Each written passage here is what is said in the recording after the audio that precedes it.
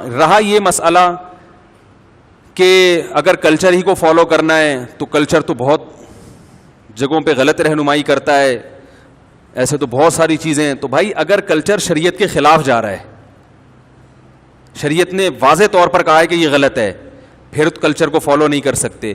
بعض دفعہ کلچر شریعت کے خلاف نہیں ہوتا, لیکن اس کلچر پہ جو نتیجہ مرتب ہوتا ہے وہ شریعت کے خلاف ہوتا ہے. مثال کے طور پر بارات کا کھانا, اب بیٹی کی شادی پہ جو کھانا کھلایا جاتا ہے یہ شریعت کے خلاف نہیں ہے براہ راست.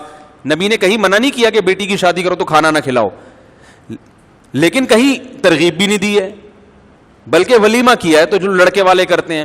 تو ہم بارات کو اس لیے نہیں منع کرتے کہ یہ بدعت ہے, بدعت تو وہ چیز ہوتی ہے جس کو دین سمجھ کے کیا جائے, اس لیے بھی منع نہیں کرتے کہ شریعت نے منع کیا. بھائی شریعت اس بارے میں خاموش ہے.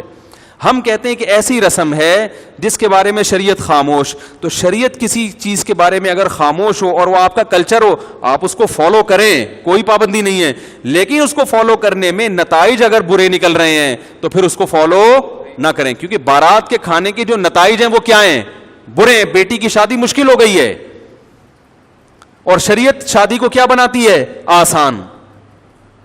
اس کو آسان رکھا ہے شریعت نے, اس لیے ہم اس سے کیا کریں گے, منع کریں گے.